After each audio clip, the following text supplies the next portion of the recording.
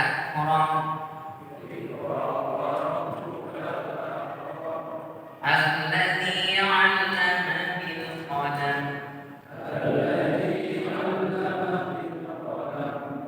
علم الإنسان ما لم يعلم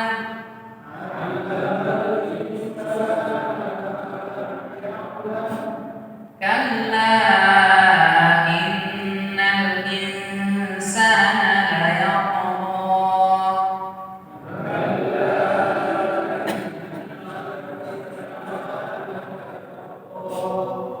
أن رآه استغنى إن إلى ربك الرجعى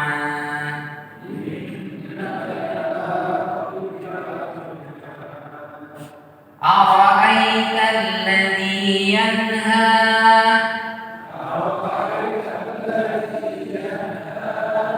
عبدا إذا صلى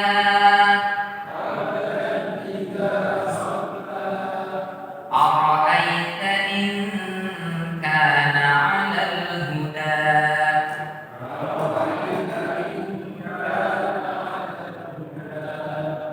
أو أمر بالتقوى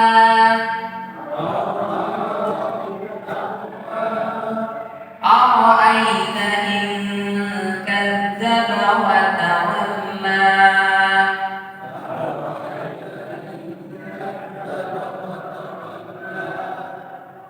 ألم يعلم بأن الله يرى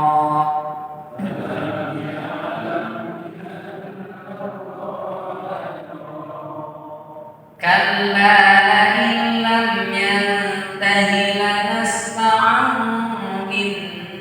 بالناصية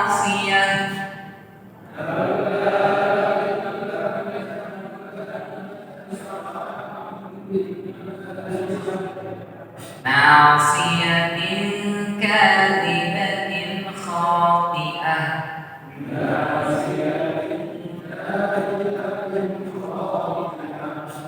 فليدع ناديه سندع الزبانية كلا لا تطعه واسجد واقترب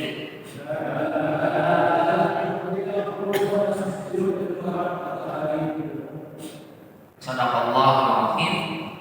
Kemarin kita sampaikan kisah turunnya surat Al-Alaq 5 ayat pertama ini itu adalah berkaitan dengan awal peristiwa turunnya wahyu kepada Nabi kita Muhammad SAW.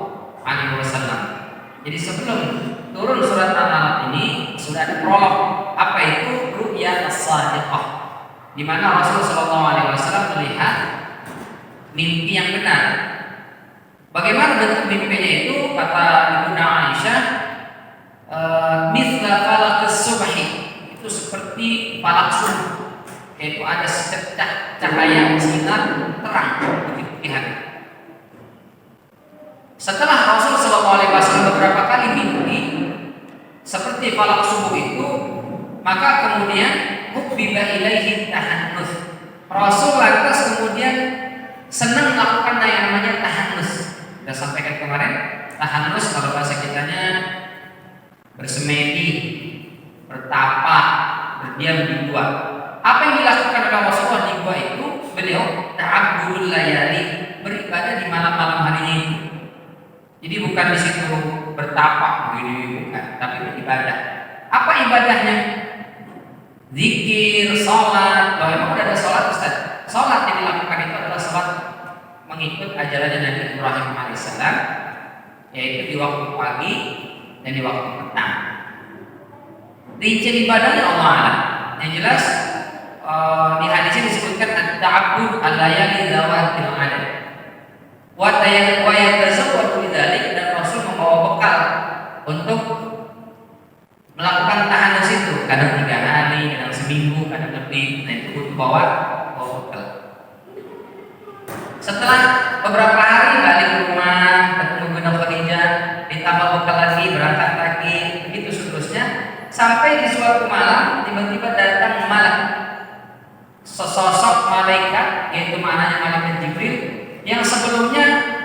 belum pernah lihat Rasulullah SAW, belum pernah kenal dan belum pernah tahu. Maka begitu ada makhluk yang belum pernah dilihat sebelumnya tiba-tiba muncul di Gua Hira itu, Rasul kemudian merasa ketakutan yang begitu dahsyat luar biasa.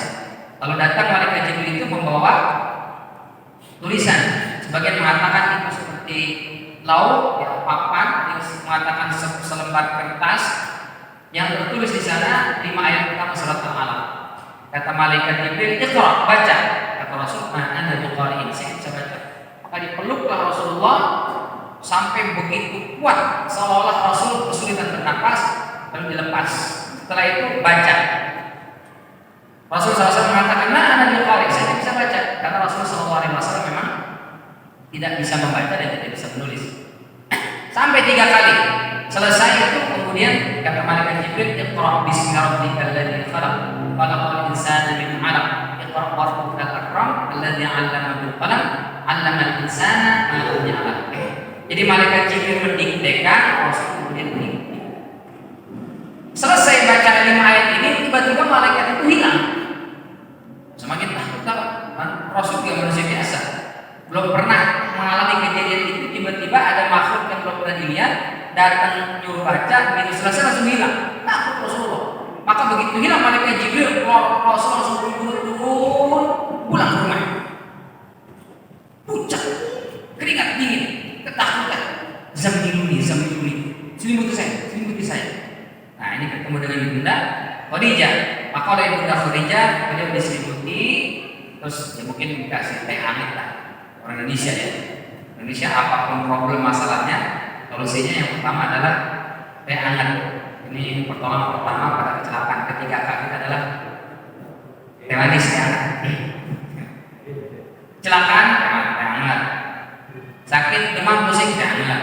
Kalau sakit teh hangat. Udah tenang baru ada apa wahai suamiku? Diceritakan oleh Rasulullah begini. Rasul mengatakan, apakah saya gila? Apakah saya takut? Saya gimana? Gak tahu. Itu nyata atau tidak? Rasul juga bingung. Lalu apa kata Ibunda Khadijah? Faqalat lahu, qad khashitu ala nafsi. Aku bahkan khawatir terhadap diri ini wahai istriku. Jangan-jangan aku sudah stres, jangan-jangan aku gila, jangan-jangan ada sesuatu yang tidak aku ketahui. Apa kata Ibunda Khadijah? Kalla abshir, gak usah khawatir, bergembiralah wahai suamiku. Wallahi la yukhzika Allahu abada. Demi Allah, Allah tidak mungkin menghinakanmu selamanya. Ini kata Ibunda Khadijah. Kalau orang melakukan 4 hal ini, mustahil dihinakan oleh Allah. Jadi kalau orang melakukan ini, hidupnya masih dimuliakan, dijaga, dilindungi oleh Allah. Gak mungkin sengsara, gak mungkin hidupnya nestapa. Apa itu? Innaka latasilur rahim. Karena sesungguhnya engkau adalah orang yang gemar menyambung silaturahim. Dimusuhi, dimaki, dicaci, diludahi, bahkan mau dibunuh, Rasul tetap menjaga silaturahim. Insyaallah. Watasukul hadis. Kalau ngomong gak pernah bohong. Gak pernah bohong. Rasul gak pernah sekalipun bohong. Pernah. Bahkan untuk bercanda pun gak ada. Rasulullah itu gak pernah keluar dari lisannya kalimat yang bohong. Makanya orang-orang Arab Mekah itu ketika surat Al-Lahab itu kata Rasulullah ngumpul di sofa, kata Rasul, kalau saya bilang di balik bukit ini ada pasukan yang siap menyerang kalian percaya enggak? Kata mereka, majarrodna laka kedziban. Kami sekalipun belum pernah dengar kau bohong. Jadi percaya. Rasul Masya Allah. Maka disebutnya as-siddiq, orang yang paling jujur. Luar biasa. Kalau orang jujur perkataannya, gemar menyambung silaturahim, wa tahmilul kalla, kau menanggung beban orang yang kesulitan.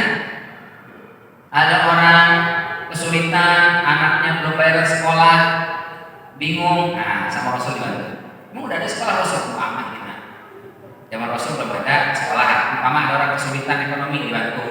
Ada orang buat berobat, buat duit dibantu. Ada orang belum makan dibantu. Tidak ada orang satu pun yang datang ke rumah Rasulullah bawa hajat apapun kecuali pasti Rasul bantu. Insyaallah. Waktu keridai, engkau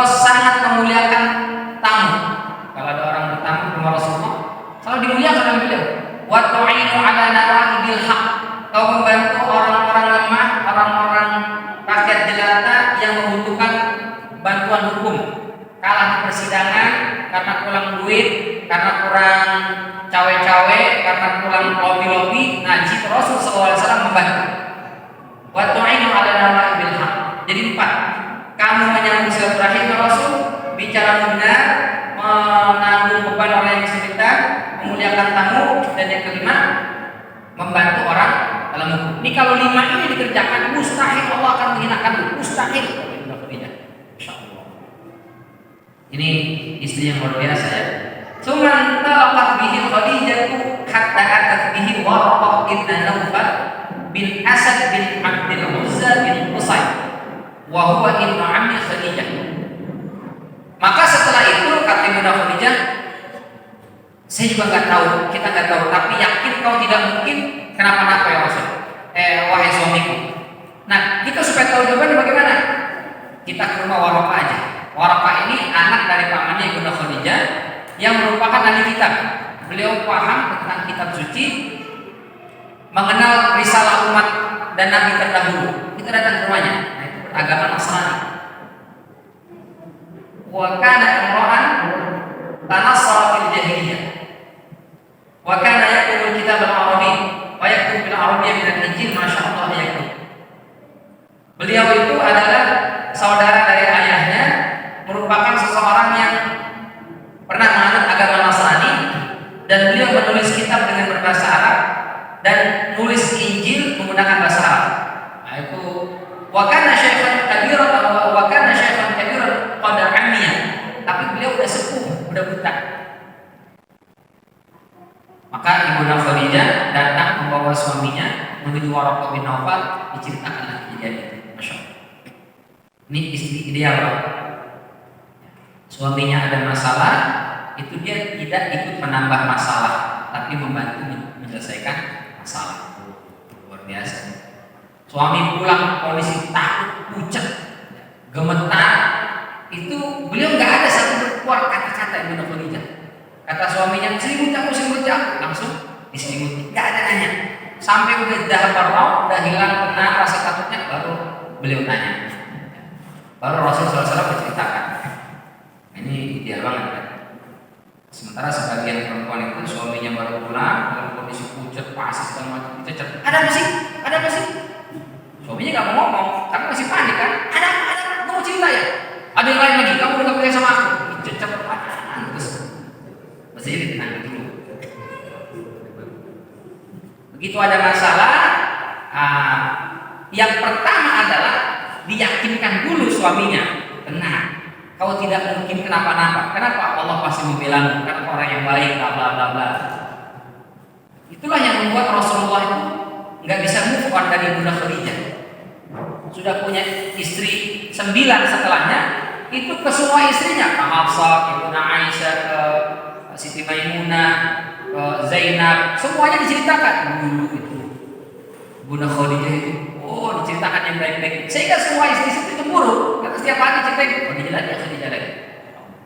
Saking besar cinta Rasulullah kepada Ibunda Khadijah. Makanya selama Ibunda Khadijah masih hidup, itu Rasulullah nggak nikah lagi. Rasul menikah dengan Ibunda Khadijah usia 25 tahun. Dapat risalah usia 40 tahun. Berarti 15 tahun menikah, baru diangkat jadi nabi. Setelah itu di Mekah 10 tahun, ada mana taruhlah 13 tahun, di tahun ke-13 baru meninggal. Berarti 15 tambah 13, 28 tahun Rasul itu monogami. Baru setelah itu meninggal Ibunda Khadijah, baru Rasul menikah lagi. Poligami Rasulullah itu cuma 10 tahun. Jadi totalnya itu usia pernikahan 38 tahun, 28 tahun monogami, istrinya 1. 10 tahun berikutnya baru istrinya yang lain setelah Ibunda Khadijah menikah. Jadi selama ada Ibunda Khadijah berarti tidak menikah dengan wanita lain. Inilah yang dijadikan dalil oleh kaum ibu. Apa mau nikah lagi? Beneran? Mau enggak? Enggak deh.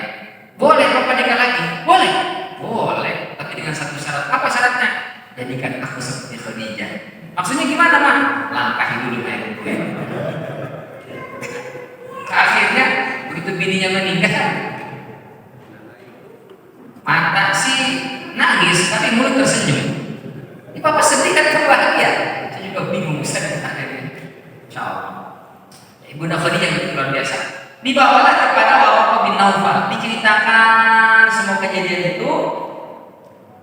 Ibn Amr isma' min ibni akhika, wahai anak pamanku, dengarkan dari cerita dari anak saudaramu. Ibn akhi madza tara, wahai anak saudaraku, apa yang kau lihat? Fa akhbarahu Nabi sallallahu alaihi wasallam ma ra'a. Maka Rasul menyampaikan apa yang beliau lihat kepada Waraqah, Faqala Waraqah, lalu kata Waraqah bin Naufal, "Hadzal namus alladzi unzila 'ala Musa." Wahai Muhammad, itu adalah namus. Namus itu nama lain malaikat Jibril. Itu adalah Jibril yang pernah diturunkan oleh Allah kepada Nabi Musa. Ya laitani fiha jaz'an akunu hayyan hina yukhrijuka qaumuka. Sekiranya saya masih segar, masih sehat, masih kuat, dan ketika kaum mengusirmu dari Mekah ini saya masih hidup, Rasul langsung ngomong, "Aw mukhdijiyuhum." Emang nanti saya bakal diusir dari kampung saya? Emang saya bakal dimusuhi dari kampung saya? Karena sampai detik itu Rasul adalah orang yang paling dicintai di Mekah. Gak ada satu Mekah itu yang lebih dicintai, disenangi oleh seluruh santri Mekah kecuali beliau. Siddiq, amin, jujur, terpercaya, amanah. Apalagi orang yang membantu ke semua orang, nggak pelit, baik, tamu semuanya nggak ada yang nggak kenyang dengan Rasulullah. Semua orang cinta, suka sama Rasulullah. Apakah nanti saya akan diusir? Maka apa kata Waraqah? Na'am, lam ya'ti rajulun qat bimithli ma ji'ta bihi illa udiyah. Wa in yudrikni yawmuka ansurka nasran azzar. Kata Waraqah, benar. Tidak ada satupun orang yang didatangi oleh Jibril seperti yang mendatangi itu kecuali dia akan disakiti, dia akan dimusuhi, dan dia akan diusir dari kampungnya sendiri. Sekiranya saya hidup ketika kejadian itu terjadi, aku akan menolongmu dengan segenap yang bisa aku berikan. Bahkan kalau nyawa akan aku berikan. Jadi sudah beriman kan Waraqah bin Naufal. Tapi summa lam yanshab Waraqah an tufiya. Tapi setelah datang itu nggak lama setelah itu Waraqah dulu meninggal. Nggak sempat menyaksikan Waraqah ketika Rasulullah kemudian dimusuhi, diusir, diperangi, bahkan mau dibunuh. Jadi itu terjadi. Maka wafatara wahyu fatratan hatta hazina Nabi sallallahu alaihi wasallam bima balagana husnan ada minhum nara yataraddad min rukusi jawahid al-jibal fa kullama awfa bi dirwati jabalin likay yulqa minhu nafsahu tabaddala Jibril fa qala ya Muhammad innaka rasulullah haqqan wa yasmu bidzalika jakshuhu wa taqirru nafsuhu fa yarham. Nah, setelah kejadian itu Rasul sudah pulang dari rumahnya Waraqah bin Naufal, pulang ke rumah beliau. Habis itu nggak pernah muncul lagi Jibril. Datang lagi Rasul ke Gua Hira, Jibril nggak kunjung datang. Maka kemudian Rasul mulai sedih. Ini benar apa enggak? Apa jangan-jangan itu cuma kemarin itu sebenarnya ilusi, nggak terjadi. Jangan-jangan yang disampaikan Waraqah itu nggak benar. Karena Waraqah baru meninggal setelah itu. Jangan-jangan kejadian kemarin itu sebenarnya nggak ada. Saya juga mulai sedih lagi Rasulullah SAW. Sampai kemudian datanglah malaikat Jibril dalam rupa yang asli itu lalu berkata, ya Muhammad, wahai Muhammad, innaka Rasulullah haqqan. Sesungguhnya kau benar adalah utusan Allah. Maka begitu dengar itu, yaskunu lidzalik. Rasulullah tenang, damai hatinya, lalu kemudian kembali. Lalu setelah itu baru turunlah nanti surat Al-Muzammil. Ya ayyuhal muzammil billaili qalila. Al-mudaththir ya ayyuhal mudaththir qum fa'anzir wa rabbaka fakabbir wa thiyabaka fatahhir wa rujza fahjur dan seterusnya. Nah, itu awal sekali turunnya wahyu kepada Nabi kita Muhammad sallallahu alaihi wasallam. Ini hadis ini ada di Sahih Bukhari nomor hadis 6982. Tapi kadang tergantung beberapa cetakan, kadang ada namanya sedikit berbeda dengan cetakan Baik. Kita masuk ke ayat pertama. Allah katakan Iqra bismi rabbikal ladzi khalaq. Bacalah dengan menyebut nama Tuhanmu yang telah menciptakan.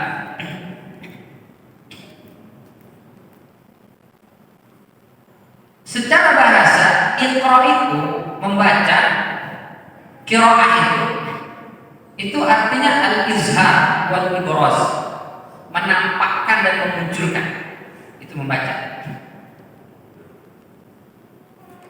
Jadi secara bahasa membaca sesuatu berarti kita memunculkan sesuatu. Kita baca fenomena. Nih capres ada 3, cawapres begitu. Apa bagaimana fenomenanya? Yang sebelumnya nggak tahu, begitu keluar komentar begini, oh begini. Analisanya seperti ini. Begitu dibaca muncul permukaan. Oh berarti nomor 1 karakternya begini, paslon nomor 2 karakternya begini, nomor 3 karakternya begini. Kapan itu kita tahu? Setelah kita baca informasi, oh rekam jejaknya seperti apa. Jadi ketika kita membaca sesuatu, maka dia yubrizu wa yuzhir, dia akan menampakkan sesuatu. Kita dulu nggak tahu, nggak ngerti, misalnya tentang COVID. Lalu kita pelajari, oh tentang COVID itu begini toh, akhirnya kita jadi tahu. Kita dulu belum tahu tentang Mekah, Madinah. Begitu kita baca, oh begini tuh. Kita belum tahu tentang sesuatu. Begitu kita baca, kita pelajari, muncul dia dalam benak. Oh seperti ini gambarannya, oh bayang seperti ini. Itulah hakikatnya membaca. Maka orang yang banyak membaca, dia bisa menggambarkan banyak hal. Kenapa? Karena dia sudah banyak muncul di sini kepalanya. Orang yang tidak membaca nggak muncul. Jadi begitu ditanya, bingung dia, karena nggak ada informasi di sini. Begitu ditanya tentang apa, itu ada bukunya, baca aja bukunya. Kenapa? Boleh jadi yang di buku belum pindah ke otaknya. Tapi kalau dia sudah baca, dia akan bisa menyimpulkan, sehingga dia bisa memunculkan, ya, bisa bentuk ide, bisa bentuk kesimpulan dan seterusnya. Al-qiraah. Baik. Kata Syekh Muhammad Amin Asy-Syafi'i, Iqra itu merupakan permulaan kenabian dan tanda kerasulan. Sebagian mengatakan Iqra itu adalah SK kenabian. Al-Mudaththir itu SK kerasulan. Di Iqra ini belum ada perintah dakwah, maka itu SK kenabian. Sementara surat Al-Mudaththir, kum fa'anzir, bangun beri peringatan. Itu sudah ada SK risalah, menjadi rasul untuk tabligh menyampaikan. Tapi kata Syekh Muhammad Asy-Syafi'i, ini merupakan SK kenabian sekaligus tanda kerasulan. Karena Iqra itu membaca perkataan orang lain, dan bismi rabbika menentukan risalah kenabian bahwa yang dibaca itu adalah pesan dari Tuhannya. Baca, apa yang dibaca? Quran. Apa itu Quran? Kalamullah, ucapannya Allah. Berarti seorang nabi yang pertama dia sampaikan itu adalah harus kalamullah, ucapannya Allah, bukan kalam-kalam yang lain. Kenapa? Karena dia utusan Allah. Karena utusan Allah, maka yang disampaikan adalah pesannya Allah. Sama misalnya dari mana? Dari PLN. Maka yang dibawa sama dia pesan dari PLN. Apa itu? Nanti ada pemadaman listrik dari jam sekian sampai jam sekian. Jelas. Ini berarti informasi utusan dari PLN. Jelas. Tapi kalau datang bilang utusan PLN, tapi tiba-tiba nanyain pajak, nanyain luas tanah, minta kopi, rokok segala macam, itu udah bukan utusan dari PLN lagi. Jadi Iqra bismi rabbika ini menentukan bahwa ini adalah nabi. Kenapa? Karena beliau disuruh membaca dengan nama Tuhanmu, berarti itu adalah pesan yang disampaikan oleh Allah Subhanahu wa taala, bukan pesan yang lain. Apalagi pesanan orang, bukan. Maka Rasulullah SAW ditawari jabatan, ditawari harta kekayaan, ditawari perempuan, semua itu mentah ditolak oleh Rasulullah SAW. Kenapa? Karena beliau tetap, saya diperintahkan oleh Tuhan saya untuk menyampaikan firman-firman Allah Subhanahu Wa Taala. Sehingga nggak bisa dipesan, nggak bisa disobok, ya, nggak bisa dititipi sesuatu, nggak bisa. Rasulullah SAW itu menyampaikan risalah kenabian. Kata Al-Mawardi, alladzi khalaq, yang menciptakan. Kenapa disebut bismi rabbikal ladzi khalaq? dengan nama Tuhanmu yang telah menciptakan. Pertama, kenapa tidak disebut dengan nama Allah? Iqra bismillahilladzi khalaq. Kenapa pakai bismi rabbika? Karena nama Allah buat masyarakat Arab itu bukan sesuatu yang asing. Orang Arab itu udah kenal Allah, makanya Ka'bah disebutnya Baitullah. Ayahnya Rasul namanya Abdullah, Abu Bakar namanya Abdullah. Nama Allah di Arab itu udah familiar, orang tahu Allah. Cuman Allah yang ada di benak masyarakat Arab itu sudah tidak lagi seperti yang mestinya. Itu Allah di benak mereka itu sama seperti Lata, Manat, Uzza, Hubal, patung-patung berhala. Bukan Allah yang sebagaimana lazimnya. Maka di ayat pertama ini Allah sampaikan Iqra bismi rabbika alladzi khalaq. Baca dengan nama Tuhanmu, bukan Tuhan mereka. Maka orang-orang nanya, siapa Tuhanmu? Maksudnya Muhammad. Allah. Loh, Tuhan kita juga Allah. Bukan. Tuhan saya atau Allah yang saya imani itu tidak sama dengan Allah yang ada dalam benak kalian. Di mana bedanya? Allah sebut alladzi khalaq, yang telah menciptakan. Kenapa? Karena mereka yakin orang-orang ini tahu bahwa Hubal, Lata, Manat, Uzza dan 360 Tuhan semua itu nggak ada satupun yang bisa menciptakan. Lata, Manat, Hubal itu patung, orang yang bikin. Bahkan cerita masyhur ya, meskipun riwayatnya banyak yang mempermasalahkan, tapi masyhur. Ketika Umar bin Khattab itu pernah menangis dan tertawa. Kenapa kau tertawa? Dulu waktu zaman jahiliyah, Umar, itu kemana-mana kita bawa Tuhan. Terbuat ada yang dari kayu, ada yang dari besi, ada yang dari emas, ada yang dari roti. Dan pernah kata Umar, kita waktu itu melakukan perjalanan dari Mekah ke Syam itu 2,5 bulan. Berarti kan harus ada bekal. Zaman itu belum ada rest area. Jadi kalau di tengah jalan habis bekal, repot. Makanya bawa bekal. Sampai di tengah jalan habis bekal. Dan mereka lapar. Apa yang mereka lakukan? Itu kita datang ke Tuhan. Tuhan, mohon maaf, kita udah habis bekal. Lapar banget ini. Pinjam tangannya sebentar ya. Tangannya diambil, dimakan. Besoknya lagi masih belum nyampe, tangan sebelah lagi, ada tangan tuh, dimakan. Besoknya lagi kepalanya pinjamnya, tapi masih Tuhan dibawa-bawa, kepalanya udah gak ada, tangannya gak ada, lama-lama habis itu. Begitu sampai Syam, mereka beli roti dicetak, bikin lagi Tuhan. Tuhan, udah jadi lagi ya, dia jadi lagi ya. Maafin kemarin kita makan. Ini logika ini mentok sebenarnya. Tahu, ini gak masuk akal. Kok bisa kita nyembah sesuatu yang kita sendiri yang bikin, bahkan kita makan ya nggak protes. Jadi orang Arab itu tahu Tuhan-Tuhan yang nggak ada yang bisa menciptakan. Berbeda dengan Allah Subhanahu Wa Taala yang dimaksud oleh Nabi kita Muhammad SAW itu adalah alladzi khalaq, menegaskan bahwa Tuhan ini yang menciptakan. Berhala itu nggak bisa menciptakan. Yang ada dia dibikin, dibuat, bahkan diperlakukan bagaimanapun dia nggak ada yang bisa melawan. Maka itu hakikatnya bukan Rabb, bukan Tuhan. Nah itu kenapa disebut alladzi khalaq. Jadi disebut Rabbika untuk menegaskan bahwa Tuhan Allah yang mengutus Nabi Muhammad tidak sama dengan Tuhan Allah yang ada di benak masyarakat jahiliyah.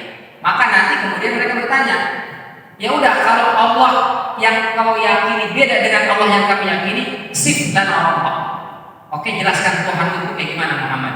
Maka turunlah surat Al-Ikhlas, qul huwallahu ahad, Allahus samad, lam yalid wa lam yulad wa lam yakul lahu kufuwan ahad. Ini adalah menjelaskan tentang Allah Subhanahu wa taala.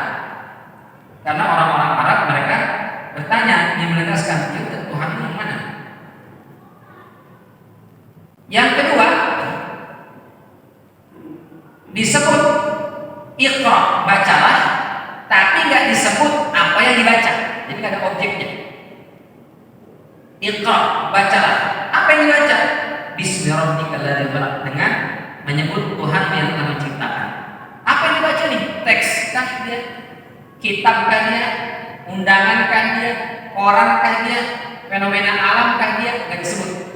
Maka ketika tidak disebut objeknya, menunjukkan bahwa membaca itu bisa pada perkara-perkara yang tersurat, teks tulisan, bisa membaca pada perkara-perkara yang tersirat.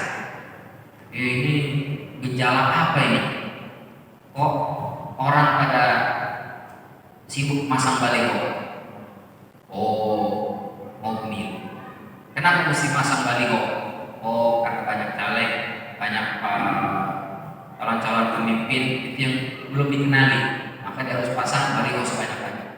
Supaya apa? Supaya kalau orang lewat lihat muka itu. Cuman kadang-kadang bingung juga, itu ada limot di indeks. Mana ini kita ya? Begitu masuk kotak suara, udah lupa lagi tuh baliho. Pokoknya cari mana yang cakep pemirsa gantengan. Bisa gitu. Sehingga begitu ada caleg yang menang gara-gara baliho dan gara-gara fotonya cakep, padahal aslinya tidak secakep fotonya, rupanya hasil editan. Sekarang zamannya Photoshop, orang jelek pun bisa dibeningin di putih jadi cakep. Akhirnya begitu dipilih suara, ini yang cakep nih, coblos, menang dia. Ternyata aslinya kok nggak secantik fotonya. Akhirnya banyak yang menggugat. Ini fenomena apa nih? Nah itu dia membaca perkara yang tersirat. Yang tersurat baca teks, baca berita, budayakan membaca. Karena dengan membaca kita jadi tahu hakikatnya. Nah, ini banyak yang hilang dari masyarakat kita budaya membaca. Jangankan baca buku, apalagi baca kitab. Baca broadcast aja kadang kita males ya. Ujungnya doang tuh. Begitu di-share, apalagi kita buka selanjutnya, klik. Masih ada selanjutnya lagi. Masih ada selanjutnya lagi. Apalah ini ya. Akhirnya kita nggak baca. Tapi ada sebagian orang itu yang gemar membaca, dia baca semua itu. Pak, ini mohon maaf, ini yang Bapak share di grup Masjid Al-Madani, ini kok begini-begini. Oh emang begitu ya? Iya, ini kok bisa begini. Bapak kenapa Bapak sampaikan? Bapak bisa bertanggung kan? Oh mohon maaf, saya juga dapat dari grup sebelah. Itu akhirnya. Udah tahu grup cuma sebelahnya akhir. Jadi budayakan baca dulu. Tidak semua informasi yang judulnya bombastis, isinya juga bombastis. Begitu kita baca, kadang-kadang nggak nyaman. Karena sih isi tulisannya dengan judulnya jauh berbeda. Nah kita diminta oleh Allah Subhanahu Wa Taala iqra, baca. Baik yang tersurat maupun yang tersirat. Fenomena, kejadian, hal itu semua kita diminta untuk membaca. Supaya apa? Orang yang membaca dia nggak cepat reaktif. Kalau orang nggak baca, begitu nggak sesuatu langsung temperamental, reaktif, langsung apa nih? Bagaimana nih? Mana nih? Itu orang yang nggak baca. Tapi kalau orang baca, begitu ada kejadian, dia akan merenung. Ini apa nih? Gimana nih? Sumbernya apa nih? Masalahnya di mana? Solusinya seperti apa? Cenderung lebih tenang. Karena apa? Karena dia punya background pengetahuan dan otaknya sibuk menganalisa, bukan sibuk mengkanter kejadian itu, peristiwa itu, sehingga munculnya emosi, munculnya ngamuk, marah-marah. Akhirnya ya nggak ketemu solusi. Orang kalau marah itu kan tertutup otak. Kita aja seorang kita aja kan, kadang-kadang marah-marah. Mana sih kacamata? Mana kacamata? Mana kacamata bapak? Udah komat tuh, bapak mau ke masjid. Padahal kacamatanya nempel di sini. Udah keburu emosi.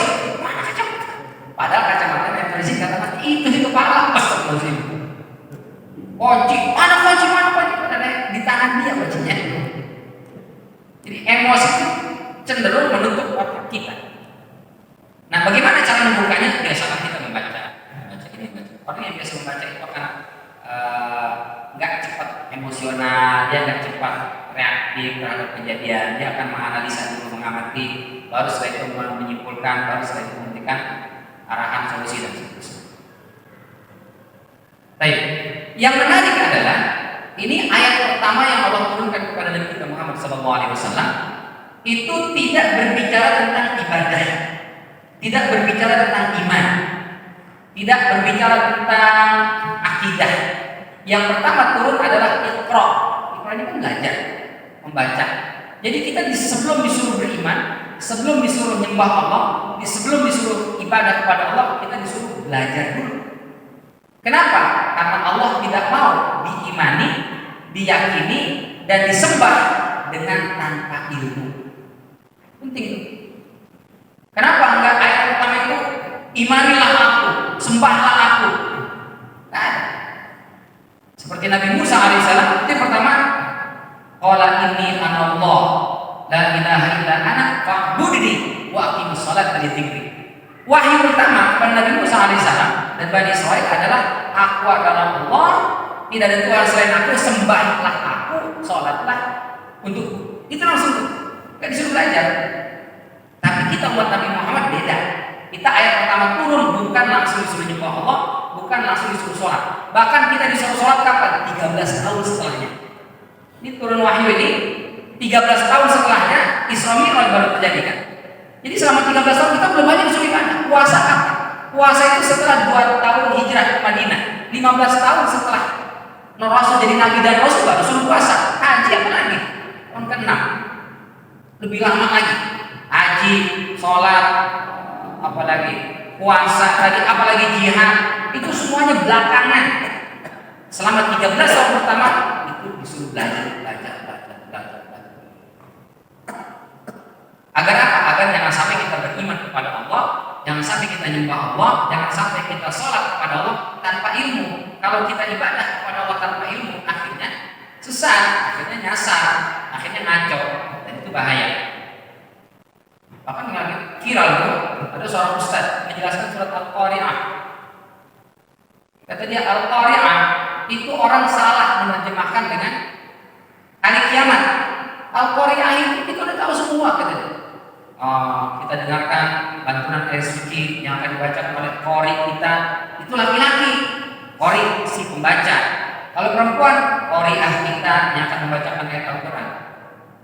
Jadi Al-Qari'ah itu artinya pembaca, itu disuruh banyak membaca fenomena alam segala macam. Bukan kiamat, kata dia. Ini heran saya, tapi yang begitu masih ada aja jamaah. Udah jelas beda Al-Qari'ah dengan Al-Qari'ah. Ini Al-Qari'ah dari kata qara'a pakai hamzah itu. Qari'ah itu artinya pembaca, betul perempuan. Tapi kalau yang dimaksud dalam surat Al-Qari'ah pakai ain, Al-Qari'ah, ain. Berarti ini ustaznya kagak belajar lagi nih dia. Kagak belajar makhrij huruf. Maka suruh hadir dia yang diumumkan berapa sih?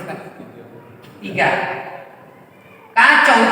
Dan dia jadi ustaz, banyak lagi yang dengerin. Masya Allah. Ini tidak diawali dengan ilmu. Akhirnya sesat dan menyesatkan. Kalau dia sendiri sesat tidak ada masalah. Tapi kalau ngajak-ngajak itu bahaya. Dan masih banyak orang tanpa ilmu dijadikan sebagai panutan. Dan banyak orang karena merasa sudah jadi panutan, udah nggak mau lagi belajar. Itu bahaya. Karena merasa saya kan ustaz, saya kan kiai, saya kan ajengan. Semua titah saya, perkataan saya udah pasti benar. Khawatir, itu berbahaya. Kita itu mesti belajar. Nabi Musa saja itu sudah kalimullah. Nabi Musa itu sama Allah itu udah gak pakai perantara. Makanya satu-satunya Nabi kita ceritakan yang paling berani dalam tanda kutip untuk nego dengan Allah kan cuma Nabi Musa. Nabi Muhammad Isra Mi'raj naik ke Sidratul Muntaha, begitu balik ditanya sama Nabi Adam, ketemu Allah disuruh ngapain?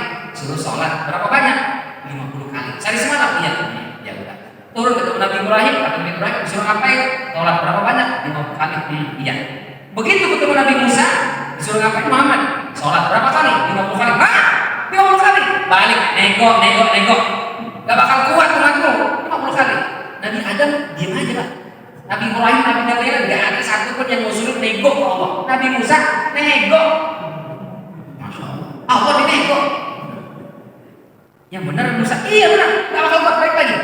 Ini gak apa-apa nego, gak apa-apa Muhammad. Gak usah sungkan, nanti aja.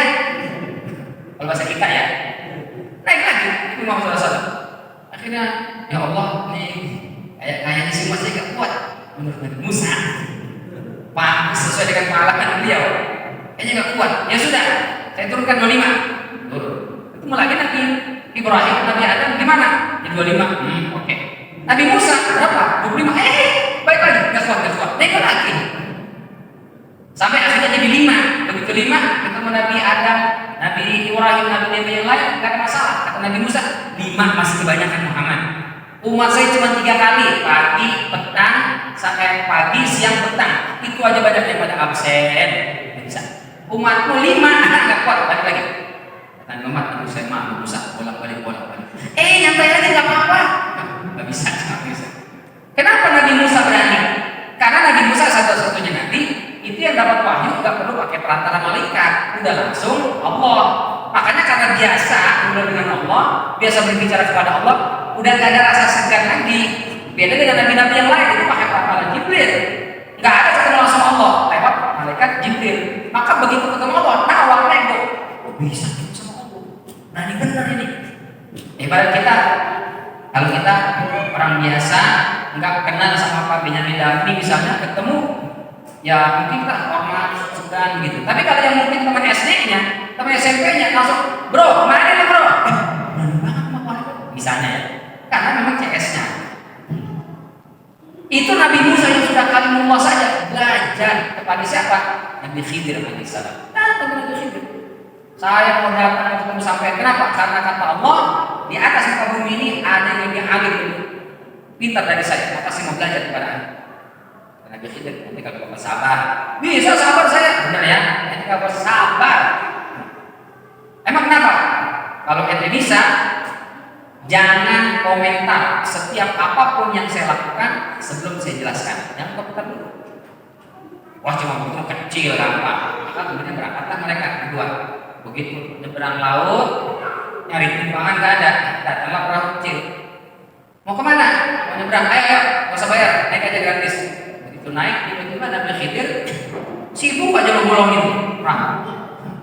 Ini Nabi Musa, kalau kita dikasih numpang gratis, nggak bayar, naik perahu, tiba-tiba kau bolongin, kamu gimana sih rasa terima kasihnya? Kata Nabi Khidir, nah kan nggak sabar kan? Astagfirullahaladzim. Sampai kasusnya 3 kali lagi dari surat Al-Kahfi. Ini menunjukkan apa?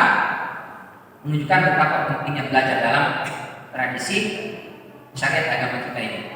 Karena Allah tidak mau disembah tanpa ilmu. Allah tidak mau diibadahi tanpa ilmu, dan Allah tidak mau diyakini dengan tanpa ilmu. Kita beribadah kepada Allah, mengimani Allah, meyakini Allah itu dengan ilmu. Makanya kita membaca kitab suci Al-Quran, kita baca, kita tadabburi, kita telah apa sih tafsirnya, bagaimana sih tadabburnya, apa sih kata para ulama tentang ayat ini. Kita pelajari supaya apa? Supaya ibadah kita itu ada ilmunya, supaya amalan kita itu berdasarkan ilmu. Makanya Rasul mengatakan orang yang berilmu dengan ahli ibadah yang tanpa berilmu itu perbandingannya jauh sekali. Orang berilmu meskipun ibadahnya jarang itu tetap lebih mulia di sisi Allah dibandingkan ahli ibadah tanpa ilmu. Itu seperti bulan purnama dengan bintang-bintang yang lain. Yang itu itu ahli ibadahnya, dia rajin ibadahnya tapi ilmunya kurang, berpahala bagus, cuman kalah banyak dengan yang beribadah dengan ilmu. Jadi boleh jadi nanti di akhirat ada orang yang protes, ya Allah, itu si fulan tetangga saya itu dicuri. Kamu kenal banget, itu ibadahnya nggak sehebat saya ibadahnya Allah, bla disebut sama dia. Itu dia, nggak seberapa. Kok bisa dia masuk surganya duluan, saya belakangan? Kata Allah, dia memang ibadahnya tidak sehebat sedahsyat Anda, tapi semua ibadah yang dia lakukan ada ilmunya. Ente banyak ibadahnya, ilmunya kurang, maka kredit poinnya, pahalanya jadi lebih sedikit. Maka itu penting sekali kita belajar, memperdalam pengetahuan kita supaya tidak kita menyembah Allah kecuali landasannya ilmu, sehingga semua mudah-mudahan amal ibadah kita, iman kita, akidah dan keyakinan kita itu mendapatkan nilai yang besar di sisi Allah Subhanahu wa taala. Amin ya rabbal alamin. Ini barangkali bisa kita bahas di kesempatan ini.